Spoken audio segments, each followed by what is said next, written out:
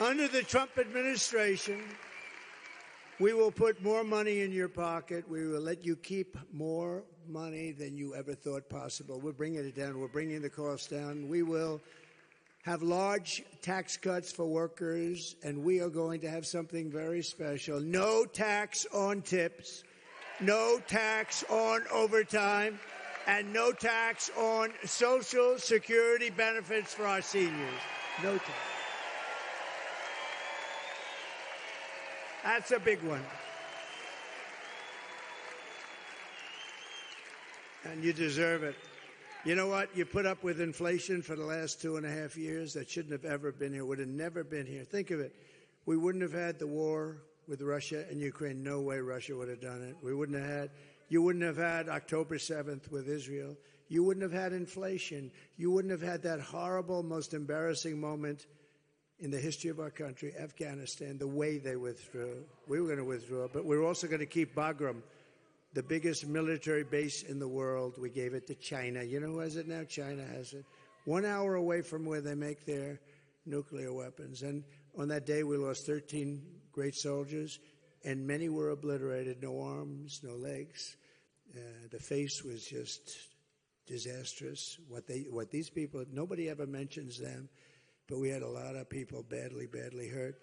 And what a shame to see what's happened to our country, the border, all of the things that we've suffered in the last almost 4 years. We're going to get it back so fast. We're going to be proud again. We're going to be very proud of our country.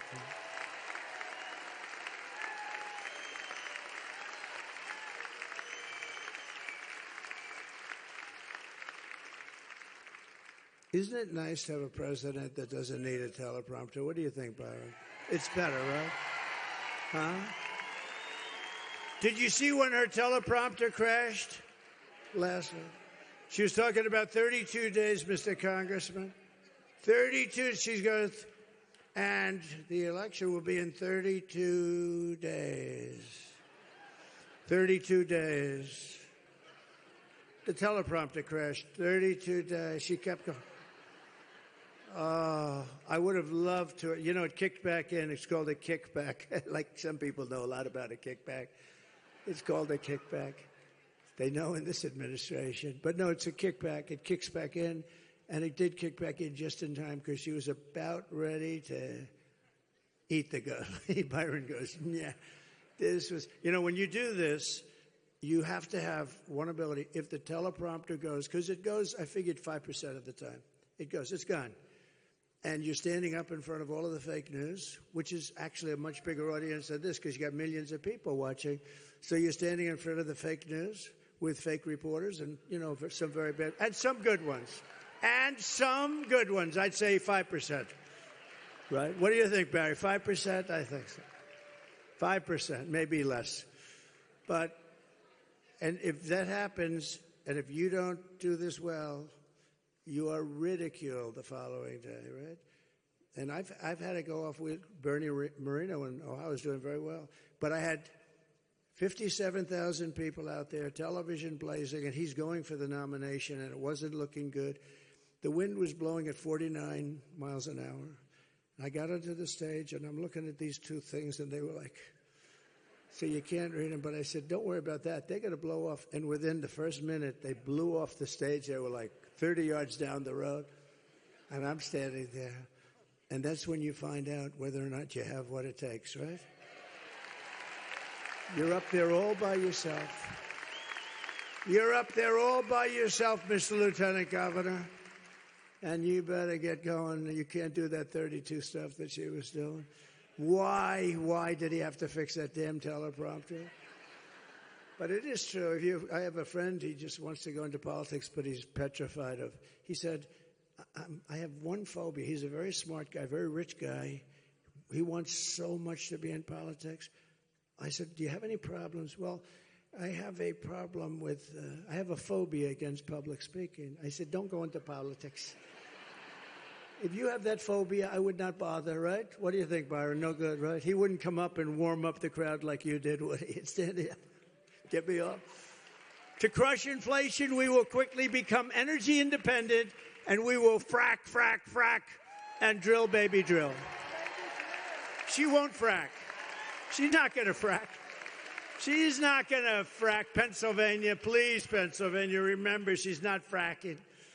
Her whole life is, we will not frack, we will not frack. She just go through a whole life like this. All of a sudden, oh, I look forward to fracking. No, it doesn't.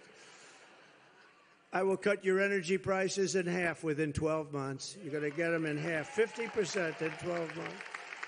Because we have liquid gold. Nobody else has it. We became number one with me, number one in the world in oil. We have oil and gas, number one. Russia was number two. Saudi Arabia was number one. We were number three or number four. When I left, we were so far above them, and we were going to be not only, we were energy independent. We were going to be energy dominant. We were going to sell to Asia. We were going to pay off a lot of debt. We were all set to go. And then we had a great election because we got millions more votes, but something happened a little bit. We can't let that happen again. We're not going to let that happen. Look what happens when bad things like that happen. I will cancel Kamala's insane electric vehicle mandate immediately. Everybody will drive an electric car, they say. And soon, the problem is they don't go far. They're very expensive. They're made in China. And they have some other things. Now, with that being said, I think they're phenomenal. They really are. I say that because of Elon. Elon, they are phenomenal, by the way, but, for certain whatever. And we're going to have hybrids. We're going to have gasoline-propelled cars. We're not going to have hydrogen cars. Hydrogen cars is the new thing, right? Do you know about that? Hydrogen is the new car. They say it's great. Has one problem. If it explodes, you're dead.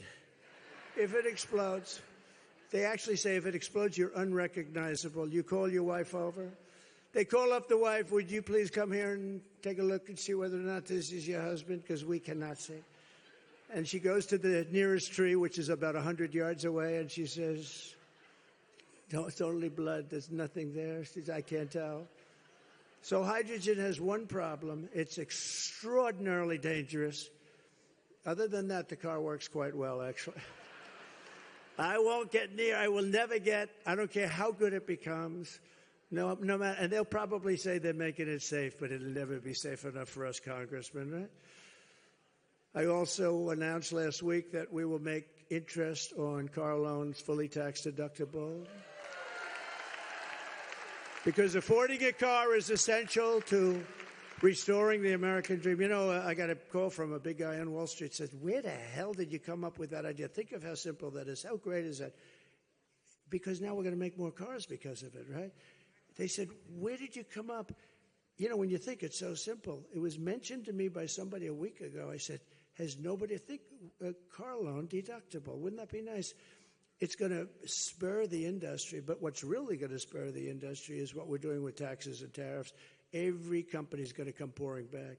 But the interest deduction is so great. And I say it's like the paperclip. 125 years ago, a guy took a piece of metal and he started playing games with it, and he had the paperclip. And now, since then, everybody that's seen the paperclip says, shit, why didn't I think of that? It's so simple.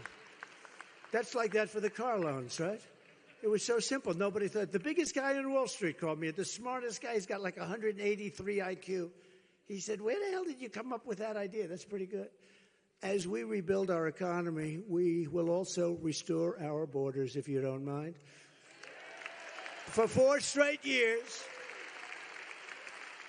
Kamala has imported an army of illegal alien gang members and migrant criminals from prisons and jails and insane asylums and the worst mental institutions anywhere in the world, not South America, all over the world. They come from Venezuela. They come from the Congo in Africa. And she has resettled them very nicely into our communities to prey upon our innocent American citizens.